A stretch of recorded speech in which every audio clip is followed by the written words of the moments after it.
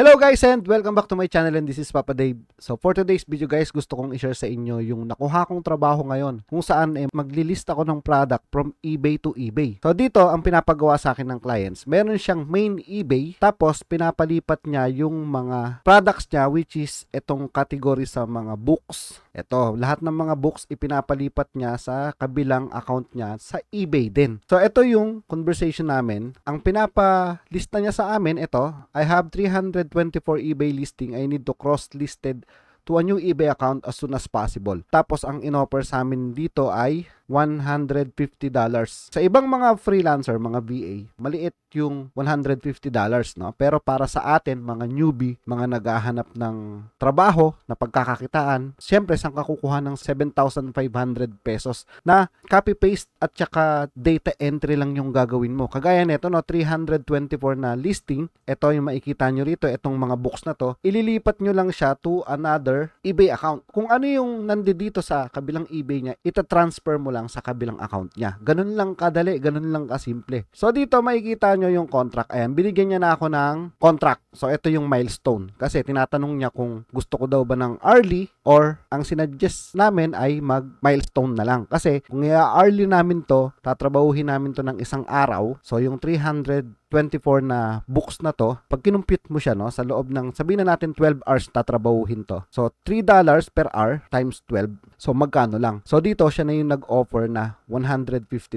So pag mga ganyan, wag kayong magpipresyo sa sarili nyo. Tingnan nyo muna kung magkano yung ipipresyo ng client. Kagaya nito, no, $150, siya na yung nag-offer, siya na yung nagbigay ng milestone. So pagkatapos ng contract, nakapag-deal na kami, tapos mababasa nyo rito, nagtatanong siya kung ano yung mga tools na gagamitin. Kaya importante yung alam natin yung list perfectly pagdating dito sa cross-listing. Pero dahil nga eBay to eBay to, manual natin siyang gagawin. So ipapakita ko sa inyo rito kung paano siya ginagawa. Itong trabaho na to, makikita nyo, ang ipinapalista niya lang sa amin ay yung books. Pero kung makikita nyo, meron siyang 1,900 na products dito sa account niya. So halo-halo siya, no? Meron siyang mga cellphone holder. So, iba-iba siya. Pero makikita natin yan dito sa category. Yan, search natin sa category. Tapos, kiklik natin yung books. Then, click natin yung search. Lalabas na yung books. 343.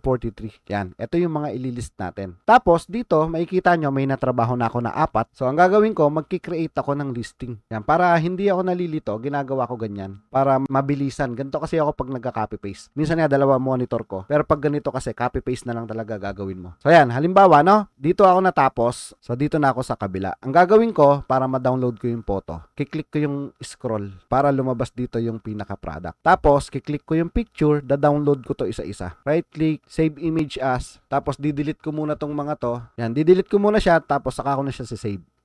Yan, tapos next, right-click, save image as, save. So, na-download ko na yung 7 photo niya. Tapos, close ko na to. Tapos, kiklik ko na siya. I-edit ko to. Ayan. Click edit para makita ko na yung, yan, yung mga title, etong mga SKU. So, ang gagawin ko rito, magkikreate tayo ng listing. Kiklik ko tong create listing, single listing. Yan. Tapos, ilalagay ko na rito yung title. Copy. Ito, kakopy ko yung title dito. I-paste ko dito. Tapos, kiklik ko yung search. Tapos, kiklik ko yung continue without match. So, ito na yung title natin. Tapos, kuklik ko yung upload photo. Kukunin ko na tong mga dinownload ko. Open. Tapos, i-arrange natin siya. Kagaya nito, no? Ito yung nasa unahan niya. Yan, pagpapalit ko lang sila. Yan, nagkakaparehon-pareho na sila. Tapos, yung title, pareho. Ayan. Tapos, sa SKU, babalik muna ako kasi meron siyang SKU dito sa listing niya. So, ito yung SKU niya. Kakopy ko to. H402. Tapos, kiklik ko ulit yung edit. Tapos, isa-isa ko na tong ita-transfer. So, copy-paste na lang. Ayan, meron na siyang category. Ayan, books, magazine. So, ISBN, wala. So, kung ano yung nandito, so, kiklik ko to, kakopy ko to, tapos, ito yung ipipaste ko dito sa topic. Tapos, kiklik ko yung enter. Tapos, next, copy, dito sa publisher, paste, tapos, enter, tapos, next, author. Triple click, control C, control V, enter. Tapos, itong binding, triple click, control C, control V, enter. So, ganun lang, no?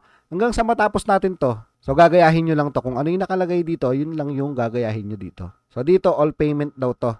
Nakalagay dito, preferences, payment, all payment. Yan, kiklik ko rin dito yung all payment. Yan, hanapin ko dito yung all payment. Yan, done. So, tapos, okay na siya. Then, list natin. So, pagkatapos itong i-list, click nyo tong back dito sa gilid, click natin tong done dito, tapos magki-create ulit tayo ng listing, tapos punta na tayo sa next product. So, dito na tayo sa susunod. So, tatapusin natin tong 343 na books na ita-transfer natin dito sa kabilang store niya. So, yun yung pinakatrabaho na babayaran ka ng $150 sa ganitong copy-paste lang na trabaho. So, dito tayo magsisimula sa mga wala pang experience sa inyo. Oo, sabihin na natin na ang mura, no? Sa ibang mga freelancer, kahit kung ako lang, malaki na yung 7,500 kung sa isang araw ko lang siya tatrabahuhin. Sa napakadaling trabaho na to. Kaya yung iba sa inyo na natatakot, may nabasa pa nga akong comment. Paano pag nag-failed ako? Alam nyo na hindi ka pa nagsisimula, iisipin mo na agad na magpe-failed ka. Bakit hindi mo muna subukan? Mas magpe-failed ka kapag hindi mo sinubukan. Wala namang mawawala sa iyo eh. Kung may mali, dapat itama. Hindi naman to kagaya ng ibang mga company na kapag nagkamali ka, tatanggalin ka na. Hindi ganon. So, napakadali lang ng instruction. Ililipat mo lang yung listing sa kabilang store. Gagayahin mo lang, wala kang papalitan, wala kang babaguhin.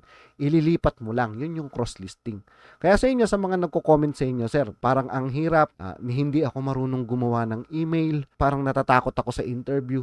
Guys, ito pinapakita ko sa inyo yung interview. Sobrang dali lang, direct to the point. Ito yung mga legit client, guys. Wala nang cheche bureche, wala nang ibang hinahanap. Kailangan ko ng serbisyo mo, ito yung trabaho gawin mo, ito yung milestone mo, mag-start ka na, ngayon na. Hindi yung hahanapan ka pa ng cover letter, hahanapan ka pa ng resume. Hindi ganon. Dito sa Upwork, dito sa legit ng mga clients, direct to the point, diretsahan. Wala nang paligoy-ligoy. Okay, so bago tayo magtapos, guys, papakita ko sa inyo na dito sa interview or sa conversation, hindi na interview to eh, kasi gagawin mo na agad yung trabaho eh. Wala naman tinanong dito kung nakita nyo, di ba?